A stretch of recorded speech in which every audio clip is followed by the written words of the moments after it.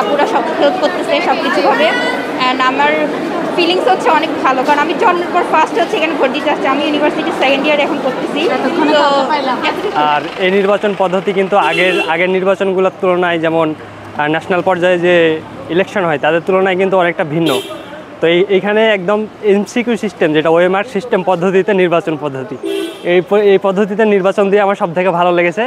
এবং এখান থেকে প্রথমে আমি এমসিকিউ পদ্ধতিতে আমি নির্বাচন করতে পারছিলাম না, যে প্রথমে ওএমআর শিটগুলা মানে কোন পদ কার পদ এগুলো বাছাই করতে পারছিলাম না, একটু আমার কাছে কঠিন মনে হচ্ছিলো। পরে চিন্তা ভাবনা করে সময় লেগেছে প্রায় ধরেন যে 14টা মতো হল সংসদে, এবং বাকি 26টা হচ্ছে কেন্দ্রীয় সংসদে।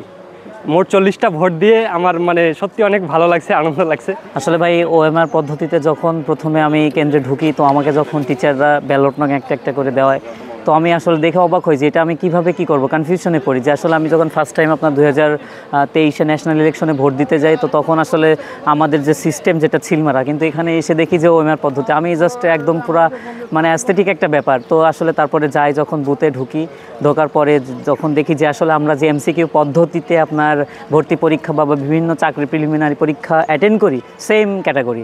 তো তারপরে আছে আপনার নামটা দেখে, যেমন আমরা এমসিকিউতে অপশন চয়েস করে এখানে ঠিক অনেকগুলা ভাইদের মধ্য থেকে আপনার নাম ব্যালট নং সিলেক্ট করে পাশে বৃত্তটা ভরাট করলাম।